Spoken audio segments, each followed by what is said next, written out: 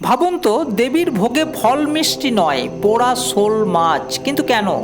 তারাপীঠের মা তারার পূজা হয় তন্ত্র মতে। সেখানে দেবীকে শুধু মাতৃরূপে নয়, দেখা হয় আদ্য শক্তি হিসাবে, যিনি জীবন, মৃত্যু, বিষ আর অমৃত সব কিছুর অধিষ্ঠাত্রী। তন্ত্রধারায় বিশ্বাস করা হয় দেবীকে সন্তুষ্ট করতে প্রকৃতির অকৃত্রিম শক্তিকে নিবেদন করা হয়।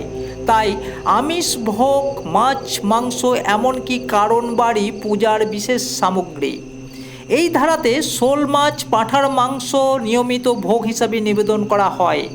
শোল মাছ যা গ্রহদোষ দূর করে, শোল মাছ প্রতীক যাকে তন্ত্রের শক্তি রূপ ধরা হয়। লোকবিশ্বাস বলে মা তারা এই ভোগ বিশেষভাবে গ্রহণ করেন। তাই আজও তারাপীঠের প্রতিদিন শোল মাছ বিশেষভাবে মাকে নিবেদন করা হয়।